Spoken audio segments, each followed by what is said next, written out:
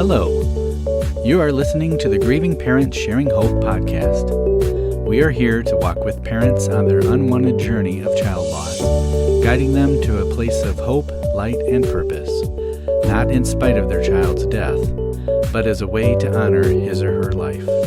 And now, here is your host, author, speaker, and bereaved parent, Laura Diehl. Hi, thank you for joining me today. Last week, as I was recording, I said something that made me think maybe I should do the next episode on the topic of waiting.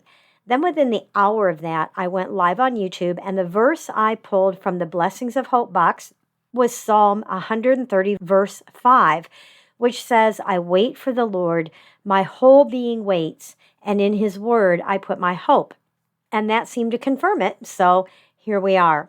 Waiting. One of the hardest and most exhausting things to do is waiting. I remember so many times waiting through Becca's amputation or one of her heart surgeries. When Dave had quadruple bypass surgery, Becca got to be on the waiting end of things, and she made the comment that she had no idea what it was like to be on that end of things and how hard it was. She even said that she would rather be on the surgery end than the waiting end. The two things I think that we as bereavers are waiting on the most is for it to stop hurting so much, and obviously waiting to be with our child again. And as I started putting together what I wanted to share, I realized I could do an entire episode on each one. So that is what I plan on doing. This week, I want to talk about waiting for it to stop hurting so much. I have yet to meet a freshly grieving parent within the first couple of years after the death of their child who doesn't want to know, when will this stop hurting so much? It's so very hard, and we don't think we will ever be able to live again without that crushing, all-consuming pain. Back years ago, well, over 40 years now, when Dave and I were dating, he asked God a few times about proposing to me, but he kept hearing the word wait. After a while, he decided to do a bit of a study on that word wait. And he discovered that one of the biblical meanings is a carved work. In other words, in the waiting process, God was doing a carved work in both of us so that we would fit together more tightly in a marriage. There have been many times since then that I have needed to wait on God as he does a deep carved work that is often hidden from my view. I probably don't even need to say that Becca's death was definitely one of those times. Now, let me clarify something. I do not believe for 1 second that God caused Becca's death. What I believe with every fiber of my being is that when God created this world, he turned it over to man, giving each human being a free will to make choices. And mankind messed things up from the very beginning, turning it all over to Satan. And we are now all forced to deal with the sin and corruption that is here as a result of that. We all have, each one of us has a free will to make choices.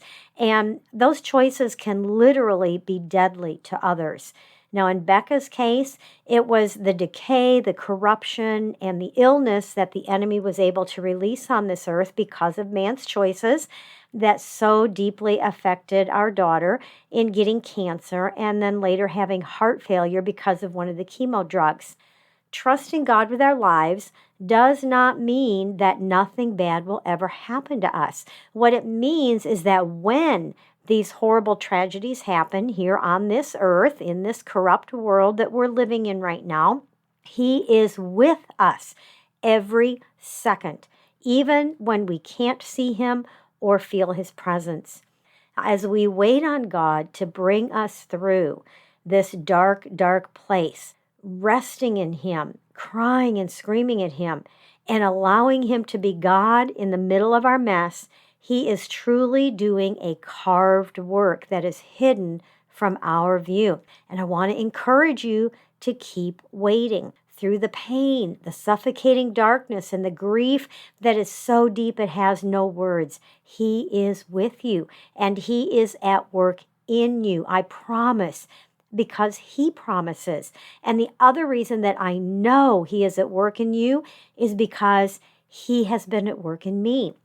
I could not have made it this far without Him doing a carved work in my pain and my darkness. He did it for me, and He will do it for you. I remember the first time a grieving parent told me, "You may have been able to get to that place, but I don't ever see myself getting there." It was the second year after her daughter's death, and I had just tried to talk her out of getting rid of all her Christmas decorations because she believed she would never ever celebrate that holiday again. It is natural for a grieving parent who's feeling the full weight of their deep loss to believe it will be impossible for them to ever have a life worth living again.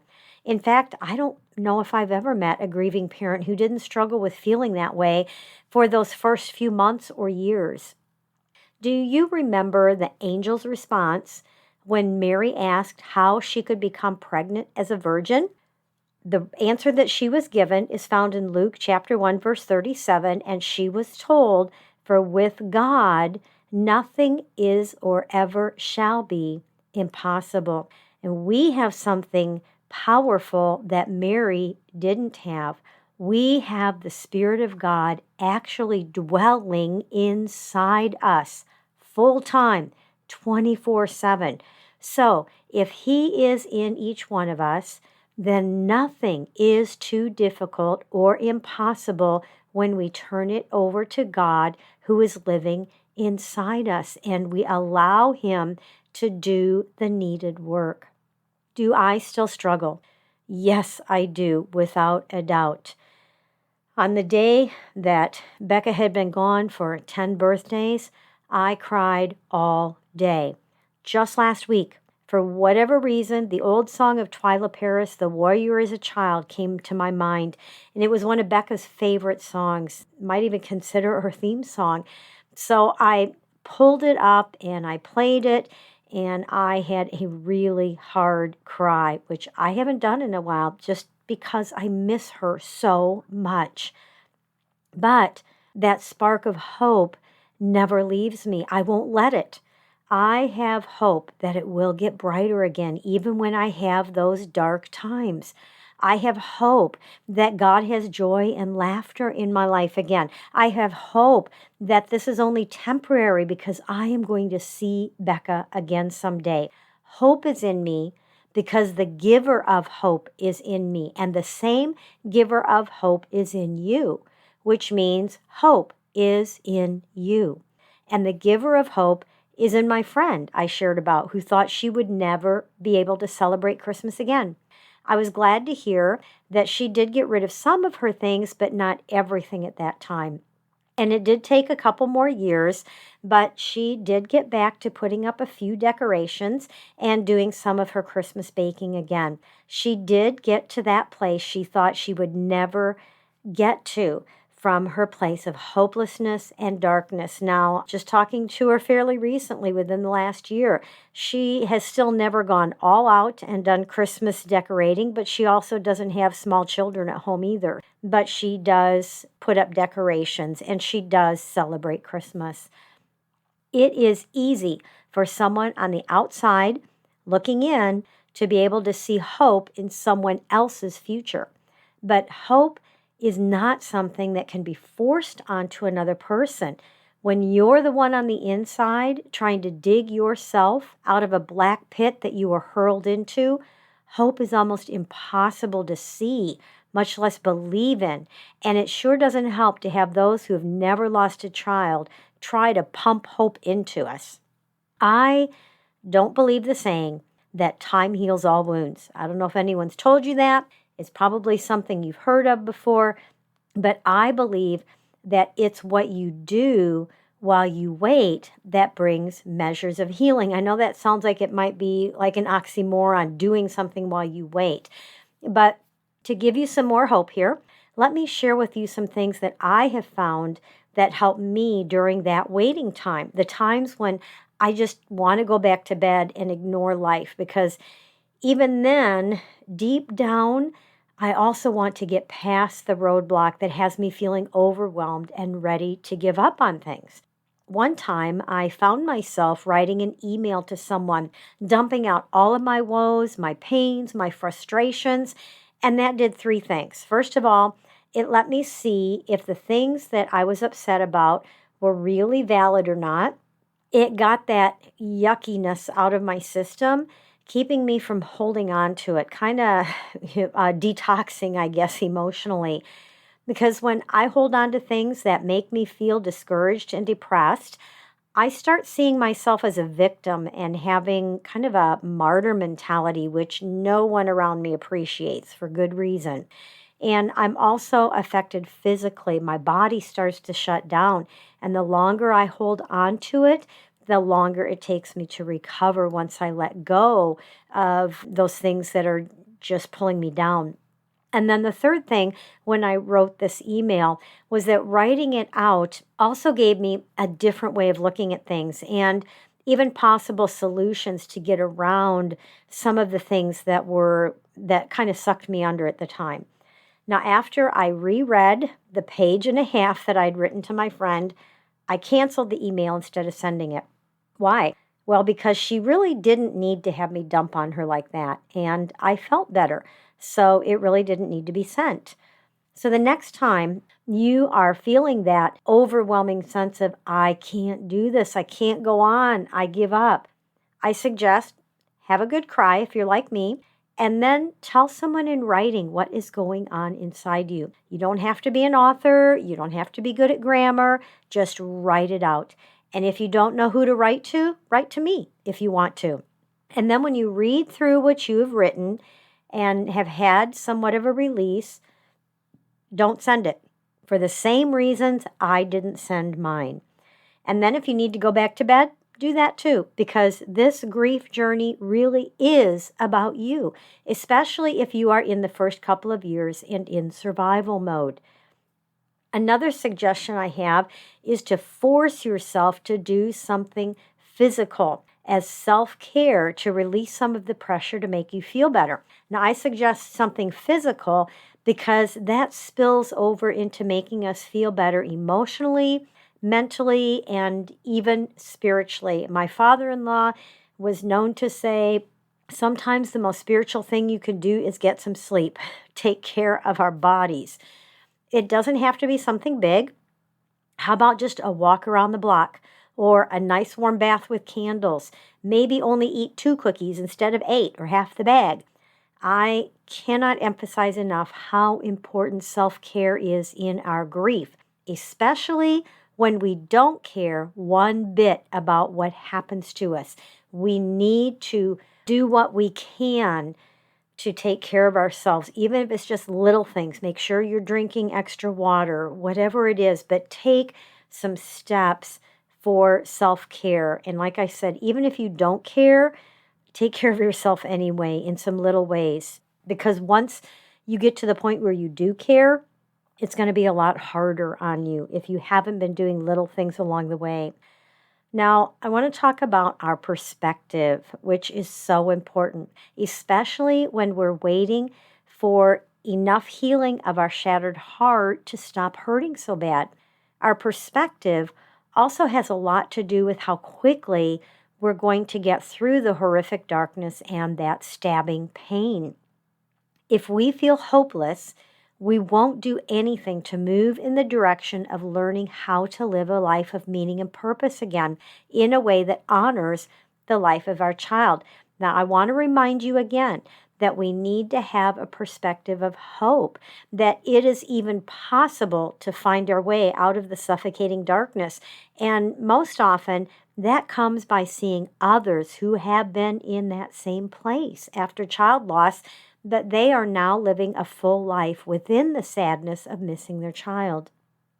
Now, I want to share 3 things that might help to shift your perspective in a way that will help you to move in a needed direction during this time of waiting for God to do His carved work in you. First of all, I know some of you may not want to admit this, but the Bible is right when it tells us in Philippians chapter 1, verse 21, it says to die is gain. And I'm not talking about us, but our child's gain. And yes, I know our children died before they could experience some important milestone things on this earth. But what they have gained far exceeds any experience this world could have given them. When we can shift our focus to being happy and excited for them at what they have gained, it can help ease some of our pain. The second thing is this life is not permanent. We know that. We're very aware of that, I know. But the thing is, our time here on earth, our time, okay, is only like the blink of an eye. It is this teeny tiny dot on the line of eternity. And where we are going has none of this world's heartache, turmoil, separation. We need to make a shift to having more of a vision for the permanency of eternity than we do this vapor of life that is here today and gone tomorrow that James chapter 4 verse 14 talks about. And the other thing, this is another one that's hard to hear, but God is always good. And here the needed shift comes when we understand that good does not mean He gives me whatever I want whenever I want it. Good means that He sees what we cannot see and He knows what we don't know. And if we can't see anything good yet from what has happened, it means God isn't done yet. Now, there's a difference between faith and trust. Faith is believing in what God does, having like this hopeful expectation in what God does for me. And trust is having a belief in God's character and who He is. It goes beyond what God does for me to keep me happy and keep me from, going through anything painful. But it is trusting, believing in His character and who He is, that He is with me, that this isn't the end. And that, like I said, He sees what I can't see. He knows what I don't know. Now, like I said before, I don't believe it's time that heals.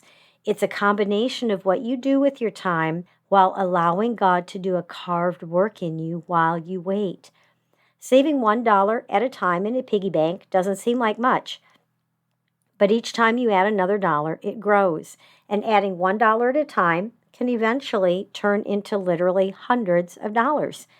And it may not seem like you're doing much, but the smallest change in perspective means that there will be a small change in your thoughts and your beliefs, and it won't happen right away. In fact, the shift will probably build so slowly during the waiting that it will seem like a suddenly when a breakthrough comes. One shift in perspective that has happened for me is before, when I thought of my loss, I would cry to the point where I could hardly breathe.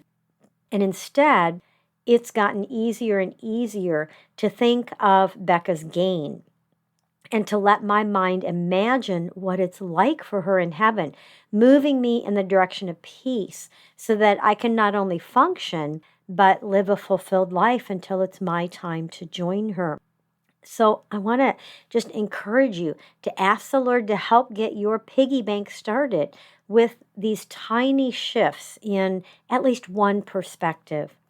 Another reason this is so important is that what you focus on is what will grow, first in your thoughts and then in your words and actions. And that's true of any area of our lives. I understand when our child dies, the grief is all consuming. We can't help it. We're in shock. We've faced one of the worst traumas possible in this life. Many of us also have PTSD. The reality of what happened is something our mind knows, but our heart is in disbelief, and it takes a long time to process. But there does come a time where life starts to distract us from our grief, and we get to choose whether to go with it for a short time or to dismiss it and remain focused on the grief and the pain of a very deep loss.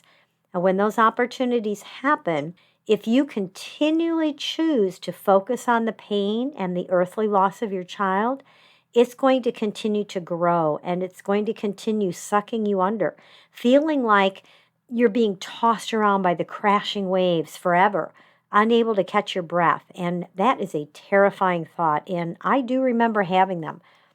Those life distractions are times when it's like you can come out from under the waves to catch your breath. And we need to take them whenever possible.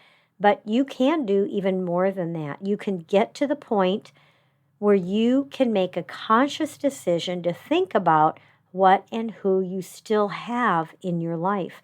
When you take the time to think about and focus on and give thanks for what or who you still have, your love for them, still wanting to be part of their lives, that's what's going to begin to grow. And eventually it will bring you out of that deep, dark, suffocating place. And that does not mean you are forgetting your child or leaving your child behind. That cannot happen. It is not the pain that keeps you attached to your child. It is your love that forever keeps you attached to your child. Now, obviously, we didn't get a choice about the death of our child, but we each have a choice for ourselves while we remain here on this earth, life or death. When life wants to pull you up to the surface occasionally, are you going to refuse, choosing to continue living as though you are dead? Or are you going to take advantage of the chance to breathe?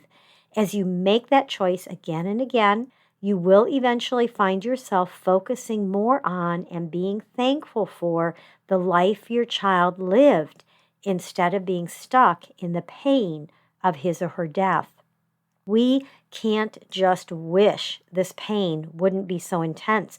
We can't keep saying we'll never get better or we'll never be able to live without our child here with us, because that is not waiting on God to do the work in you to lessen the pain. As a matter of fact, that's really pretty much working against what God is doing in that deep, deep place inside you.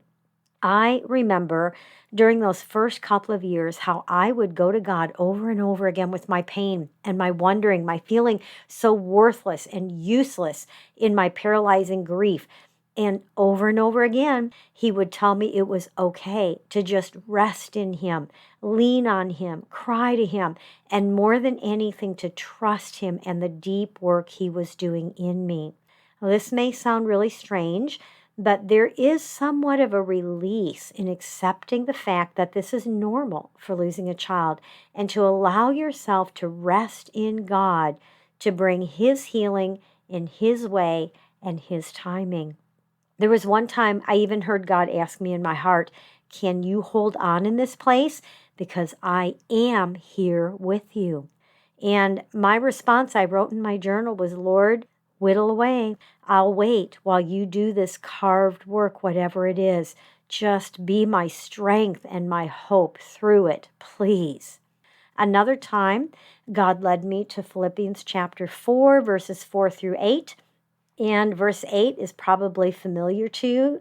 It says, finally, brethren, whatever things are true, whatever things are noble, whatever things are just, whatever things are pure, whatever things are lovely, whatever things are of good report, if there's any virtue and if there is anything praiseworthy, meditate on these things.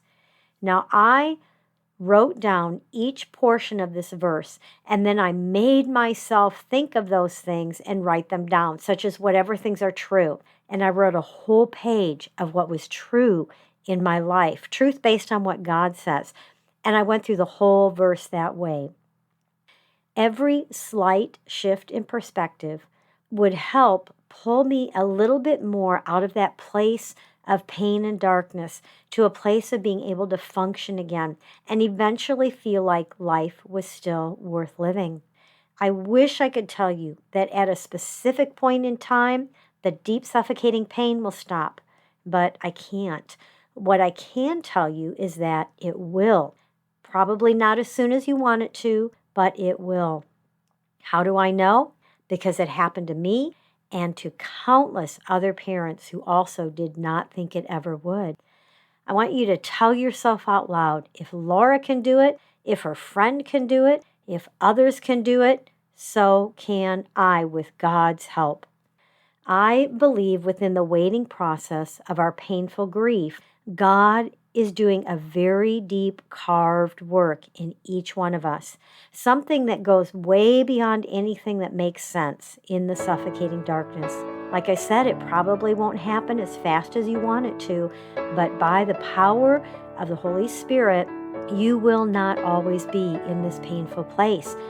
And let me just say, if not here, then for sure when we're there with our children in His glorious presence forever. And I have a pretty strong feeling that the waiting will be worth it. Before we get to the birthday segment, I want to ask you something. Does the Grieving Parent Sharing Hope podcast help you on this unwanted journey of child loss? If so, would you please consider rating and writing a short review? Writing a review sharing why you like listening to this podcast carries a lot more weight than just clicking on the stars for a rating. And writing a review will help me support more bereavers just like you, giving them hope in their place of darkness. Reviews are very important. So if you would write one for this podcast, I would really appreciate it. Just click on the podcast like you're looking for one of the episodes. Scroll past the episodes that are listed and go to the bottom of that. You'll see the stars there with the rating and give it a tap. Hopefully you'll give it a 5-star rating.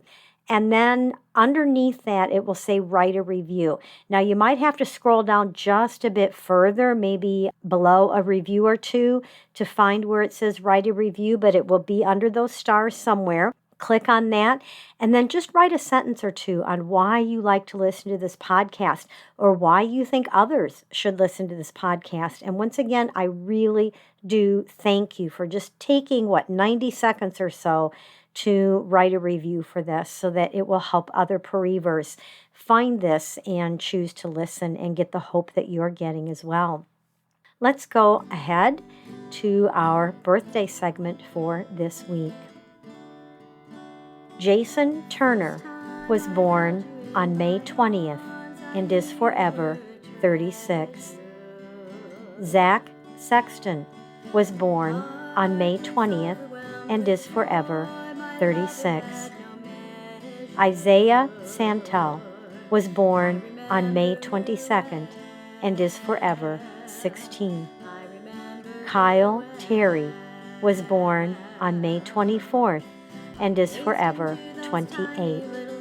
We celebrate with these families the day these young men came into the world. We know it will always be a special day and worth celebrating.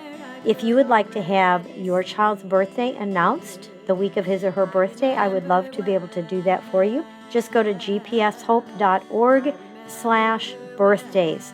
Fill in the information, including the pronunciation, if sometimes your child's first or last name is mispronounced, because I do want to say it correctly. Submit that information, and your son or daughter will be added to the birthday segment the week of his or her birthday. Psalm 27, verse 14 says, "Wait for the Lord, be strong, and let your heart take courage. Wait for the Lord."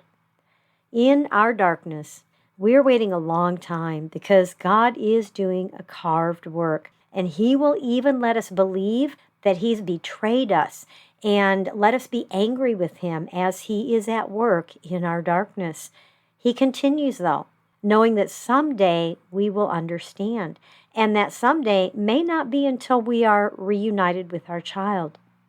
Just dare to tell God that you are going to wrestle with Him until you see something good in your life because of the earthly departure of your child. Fight for it and realize sometimes that fighting is learning how to rest in Him while He is at work preparing your personal miracle, which is something only He can do in such a place of darkness and pain. None of us can understand God's ways, especially when it takes us to such a dark place, and it all seems so very unfair. So often, we think our life is not as valuable as our child's life was. We're older. They had more to live for. They had more talents and abilities than we do. Why would God receive my child into His eternal presence ahead of me when they deserve to live more than I do? Now, here's a thought. When we're convinced that we should have gone first, we're also saying that we deserve to be in heaven right now more than they do, and that they should be the ones still here putting up with this crappy world instead of me. Because I know there are good things that our children are missing out on, but there's also a whole lot of yucko stuff going on here that our children are missing out on.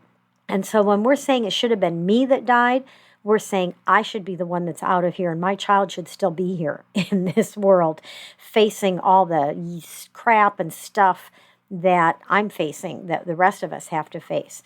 So that's just another change, another way of perspective of seeing things sometimes. Let me close by saying, as you wait in the darkness, God is doing a carved work in you. It's a work that's so deep, no one can see it, including you. Allow yourself to be okay with the waiting. Allow God to do the work that He knows will make you shine, both for Him and for your child. We have a promise in Psalm 147, verse 3.